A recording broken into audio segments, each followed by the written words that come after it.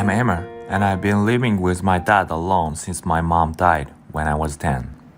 We loved her so much, so it was not easy for both me and my dad to get over the grief of my mom's death, but the time healed our pain little by little. Although we were only two of us, I was happy that my dad took care of me very well, and I'm grateful that we were quite wealthy too. Because he was a successful investor, so we had more than everything we needed in our life, and we could live in a large house too. When I turned 17, my dad started dating a woman. Her name was Olivia, and apparently she was a waitress at a restaurant near his office. One day, my dad invited her to our house for dinner to introduce her to me. When I met her, I intuitively sensed that she does not love my dad, but she is just trying to suck up to my dad for his wealth.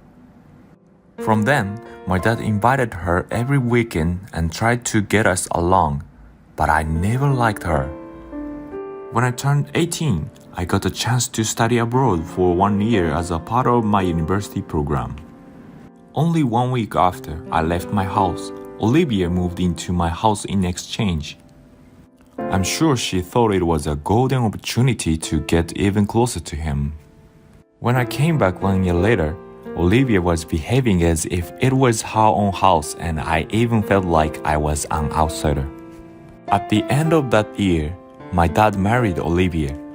Since they got married, I could see that her attitude was getting very arrogant, and every time she got upset, my dad bought her expensive gifts to make her feel better. He was a very generous person, so he was trying his best to make Olivia happy all the time.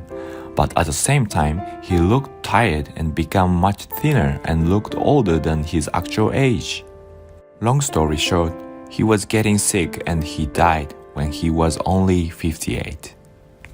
Of course, I was devastated and also hated Olivia more. After his funeral, we received my dad's will through his lawyer. I don't know how Olivia gained so much trust from him, but my dad left more than 80% of his inheritance to Olivia. For me, he left me the rest of the heritage as well as the house with legal papers stating that it belongs to me. I actually didn't expect this at all, and I didn't know why he did this. It was easy to tell that Olivia was very upset that she didn't get the house. Especially our house is a 5-bedroom luxury house situated on a high-end residential street, so it will be a huge profit if you sell it. After my dad's death, Olivia was trying to build a relationship with me for a little while by talking to me whenever she saw me in the house while her artificial smile and friendliness, but it was just very creepy and disgusting to me. Since she moved into our house, she has been behaving as if it is actually her own house, and despite the fact that the house legally belongs to me now, she continued to stay there. It was getting uncomfortable for me to stay in the house, so I focused on my university study. Luckily, I was very busy with my university as well as my part-time job, so I could stay away from my house for most of the day. But at the same time, her attitude was becoming more arrogant day by day, and she was acting as if she was the boss in the house. I eventually stopped caring about the fact that I legally owned the house, and I could guess that it was the same for her from her attitude. I think she might have been thinking that I will give up the legal ownership and transfer it to her eventually once I graduate from university and be financially independent. In fact, I was already supporting myself financially and never asked Olivia for any financial support at all, even though she obtained most of my dad's existing inheritance money. After only 4 months since my dad's death, Olivia started to date a new guy. I found this out by bumping into him when I went home just to pick up some textbooks that I had left behind me in my room. Olivia seemed to be a little panicked but quickly introduced him to me with her artificial smile.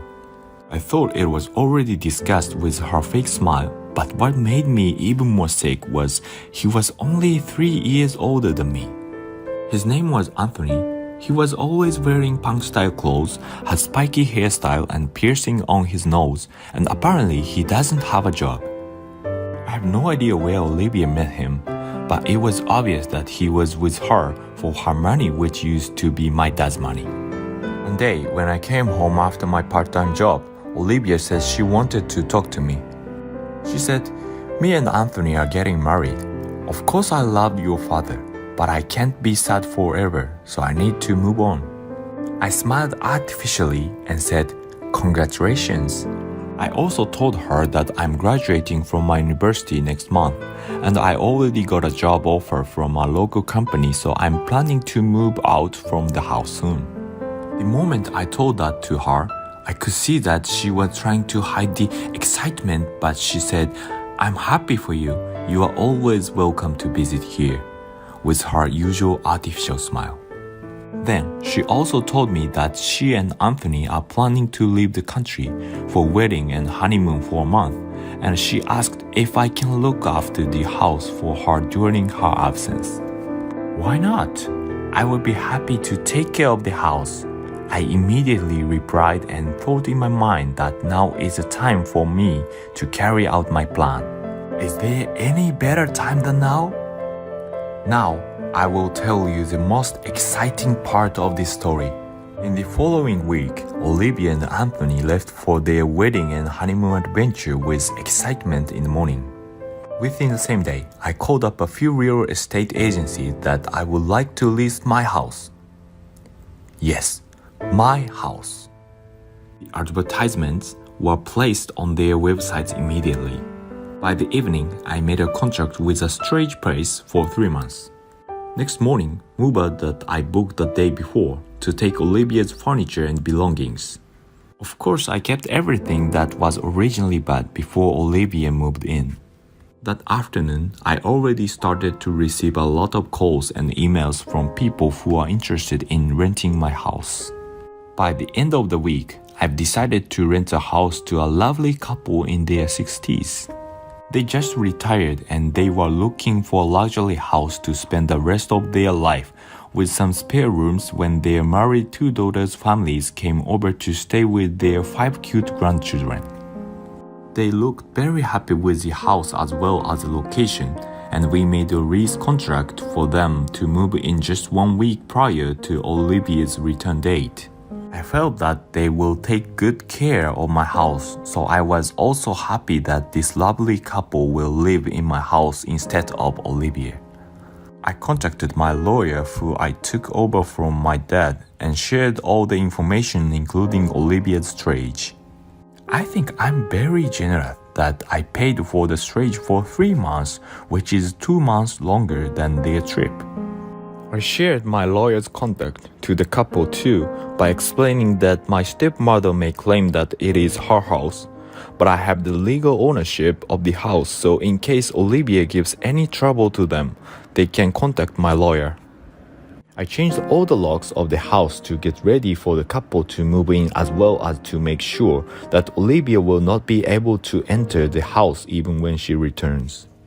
Finally, I found a lovely apartment to live in which was close to my new workplace. I was very excited to start my new life there. On the day I moved into the new apartment, I met a man who lives next door and he helped me to move my stuff. We had dinner together that night and we fell in love with each other right away. Now, I've been with him more than 8 months and we just got engaged. I'm truly happy now. Oh, do you want to know what happened to Olivia? I heard through my lawyer that as soon as she returned and found out that I leased my house to a stranger, she got furious and went crazy. The couple immediately called the lawyer, and the lawyer explained to her everything, so she was appalled with her mouth open. After a while, I heard a rumor that Olivia left the country with Anthony. I'm sure that they will use up all the money that she obtained from my dad, because all she can do is spend money, and she doesn't know how to earn money. If they run out of money, Anthony will leave her and she will look for another wealthy guy to cling on as she did to my dad. Me? I'm succeeding with my work and having a happy life with my fiancé. Even better, we are financially very stable by renting my dad's house. Now, I just realized that I have never given her a wedding gift. But then I rethought it again, and I think I gave her the best wedding gift, which is a life lesson for her. She never was independent, and all she did was to depend on my dad for his money and did not make any effort by herself. Now, I think I finally understood why my dad gave Olivia the inheritance money. But let me inherit the house rather than the money, and I think this was a gift from my dad as a life lesson for me to be independent, and the path is something that you open up yourself.